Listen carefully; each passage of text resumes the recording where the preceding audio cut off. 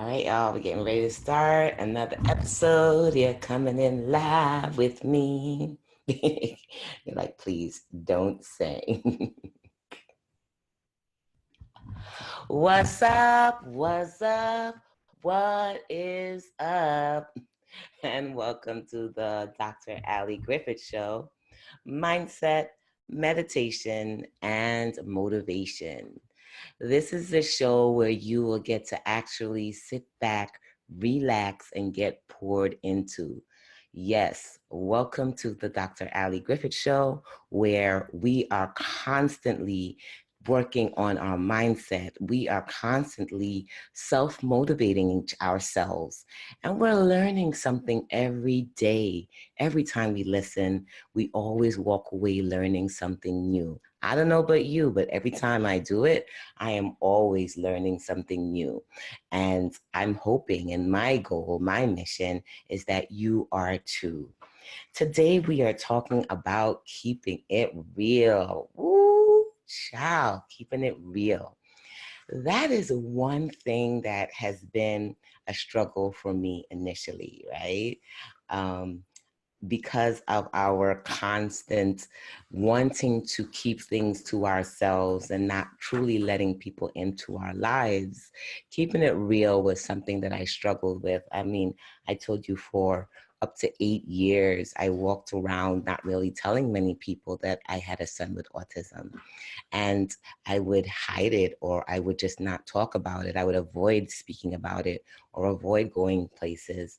And it felt like I was walking around with this heavy, heavy monkey, not even monkey, like a big, gigantic refrigerator on my back. Because let me speak about myself, when I was trying to fit in with the Joneses or trying to be this professional, speech pathologist and audiologist, and I was helping everyone else with their child, but then yet coming home and still trying to figure out, how do I even connect to my own child when I couldn't even connect to my own self? So I was not keeping it real at all. To me, I was walking around with a mask on, and this mask felt like it was heavy makeup that I'm putting on my face. No judgment to those who wear heavy makeup, but it was just something that was just pasted onto me that didn't feel like who I was really intended to be in the world. My work and my self-discovery with doing personal development work and getting coaches and really tapping into what my fears were, what was holding me back from being myself. And then why was I so afraid of the other side, of what people would say, or just, my own fear of just talking about it, not being quote unquote perfect anymore. Like if I was ever really perfect, right? But in my eyes, I thought I sure was. So I began this journey towards trying to find out who was the real Alicia, who was the real Ali inside of all of the circles and all of the things and all of the people that I knew. I really wanted to just tap into, who am I? And I do have a podcast. I think that was the first podcast or the second podcast that I put forward with, who am I? And take this time now, or when we're finished, you could always go back and listen to that and hear how I came through that journey. Now, as we talk about keeping it real, I'm an acronym chick. So I took the word real and I just took each letter and I just let it resonate within myself to see, how did keeping it real really begin to amplify my life. And it just felt like I took that huge, gigantic refrigerator and lifted it up and threw it away, or threw it off of me having to hold all of that on my shoulders.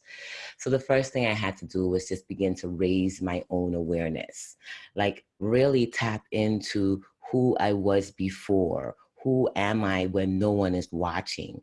And how can I start to let that out more often? How could I let people see the inside alley, the one who is not always talking, the quiet one, the observant one, the one that's really, really silly. And I started to realize that I can be a professional and just be myself. I can be Dr. Allie or Dr. Griffith and still get to bust jokes or say my words of slang because I totally enjoy just using them, you know. Not to say that I can't speak without them, but when I choose to use them, they're a choice because they're part of who I am and what just truly makes me smile on the inside. So I had to start raising my awareness of who I am when no one is watching, and then beginning to open up the blinds a little bit of the windows and let people in, let them look into my inside world without fear of what they would think. Now that's the huge one, right? And we're always going to come back to that because that's the society. I don't know about you, but I know I constantly use that as a barometer of whether to or not. Well, I did before, not so much anymore. So raising our awareness is key. We also want to figure out how do we elevate what may not be seen as the beautiful thing, right? What may not be perceived as the perfect thing? How do we elevate ourselves with it? So for many, having a child that does different things, that's not what they want. You want a child that does what everyone else does. Or you want to just start a business and the business just does immediately well. That's not realistic because everyone has something. Everyone has a challenge that they have to overcome. I don't know what made me think that we don't have challenges that we needed to overcome. And why would I think my child wouldn't have the same? Everyone's challenge is just different. So I had to start elevating the concept of what things really, really were instead of always putting it down and placing it into this depressed state. I started to elevate the thoughts of what things could be, and that being different or having a business that requires additional work, waking up early in the morning, going to bed late at night, pushing through adversity was all part of being an entrepreneur. Then I had to learn how to just accept the good, the bad, and the ugly. And I have a different podcast with this one. Definitely go and find that one. But accepting the good, the bad, and the ugly really helped me to just open up and take off those levels of makeup and those masks and those things that were just covering the blemishes, right? I started going live sometimes without makeup and without always being put together and just allowing the world into who truly I was. And when I began to do that, besides just having the freedom of now I don't need to cover up anymore or be afraid if someone truly finds out the real deal, it started helping me to just be free, walk light, put less emphasis into what others would think and care more about what I would think. And that began to be my process, my journey of moving through and moving towards who I truly was and letting others see that.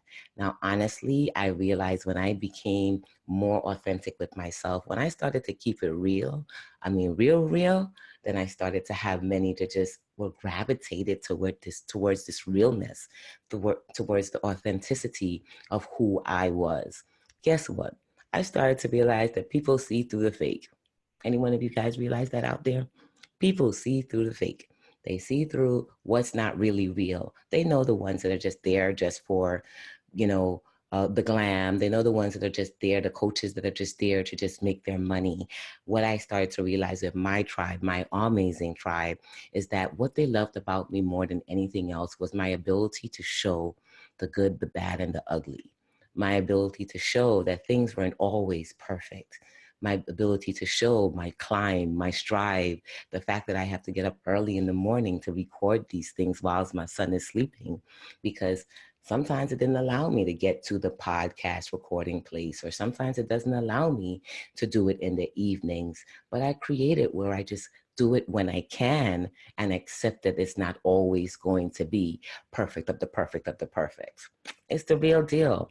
What I loved about showing my first podcast when I first came out with the Dr. Ali Griffith Show, and I made that big blooper, and you can go back and see it because I kept it. I actually pressed play and released my first podcast with the unedited version. Oh my God, I'm still gasping. I mean, people were able to see all the flaws of starting the podcast. And of course, yes, I went back and I placed the revised one, the edited one, because I did want the world to get out of it what they needed to. It was also a lesson to me that sometimes you can't hide the fake. Sometimes you can't always hide what the unedited version, right? And sometimes you have to let people into that unedited version so that they can appreciate at times the edited version. Or they can start and realize that I can do something also, and the unedited is also okay. It's not what we all want it to be, but it's not so bad. It didn't make me go and make me not, and then make me go and throw the covers over my head and said, oh my God, I can't peek my face out anymore. Being real all the way allows you to walk through your mistakes. It allows you to walk through when things are not always going your way. And it allows me to feel that I'm still being the best ally I can. And it doesn't matter if sometimes it comes off with a glitch. It doesn't matter if sometimes it comes off with an extra fuzz in it or extra static in it. It's what the content is that matters. It's what the true person of who I am. If you're one of my listeners, you're going to hear the blips. You're going to see the glitches. You're going to see what's not perfect, because I want you in on the real, real. Not the fake real, but the real, real. And the last L was for me to just learn how to like myself, like love myself, love and like, because we gotta like ourselves too. Because we'll go around liking and liking on Facebook and liking everyone else, but do we ever stop and just like our own stuff? Take today and just like you. Like, go back to one of your pictures and press like. Take some time out and tell me that you like this, by the way. Um, Use the opportunity to start pouring into your own self so that your realness, my realness, our realness can truly shine through into where we're going.